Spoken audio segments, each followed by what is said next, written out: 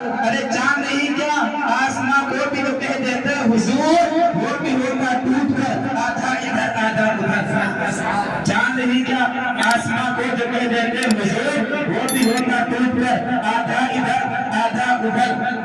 ایک طرف ہو مکے کی سرحد، ایک طرف شہر نبی، ایک طرف مکے کی وہ سرحد، ایک طرف شہر نبی۔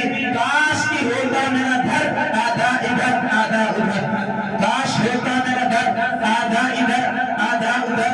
اور دشمنان مصطفیٰ کو دیکھ لینا پل صراط پر، ڈال دے گا کاٹ کر آدھا ادھر آدھا ادھر، ڈال دے گا کاٹ کر آدھا ادھر آدھا ادھر۔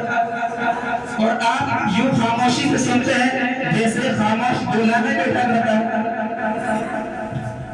آپ کسی خاموشی سے سن رہے ہیں، یقین کیجئے یہاں پر کوئی جماعتی ہو تو میں اس کی نظر کروں، حضرت کے حوالے سے پیش کر رہا ہوں۔ یقین جانیے میں گھڑی پہن کر کے جھوٹ نہیں بول رہا، کہ میرے نبی صلی اللہ علیہ وسلم نے ارشاد فرمایا کہ جو سبحان اللہ کہتا ہے جنت میں اس کے لیے درخت لگتا ہے۔ آپ لوگ سب ایک مرتبہ باعث بلند کہیے سبحان اللہ۔ اب ہم نام کی دنیا سے خطابت کی دنیا میں قدم رکھتے ہیں، اپنی آواز کو دوسروں تک پہنچانے کے لیے دو ذرائع ہیں، ایک خطابت اور ایک کتابت۔ خطابت سے عام انسان فائدہ اٹھا سکتا ہے، چاہے پڑھا لکھا ہو یا ناواقف شخص ہو، لیکن کتابت سے پڑھے ہی عوام فائدہ اٹھا سکتے ہیں، اور خطابت سے پڑھے ہوں پھر بھی فائدہ اٹھا سکتے ہیں، ناواقف ہوں پھر بھی فائدہ اٹھا سکتے ہیں۔ تو آئیے میں خطابت کے لیے ایک مشہور و معروف خطیب کو دعوت دینا چاہتا ہوں، ان کا تعارف کرانا گویا کہ ہمالیہ پہاڑ کو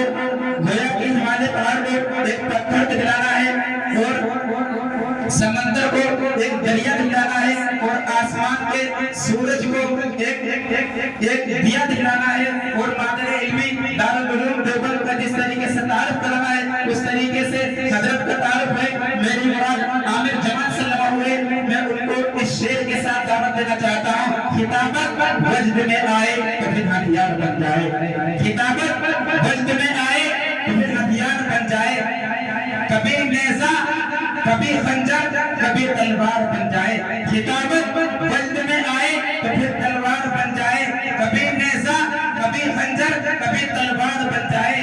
خطابت کی گلفشانی مسلم ہے اس زمانے میں، یہ نجاشی کے آگے جعفر تیار بن جائے۔ موصوف جائز بن جائے۔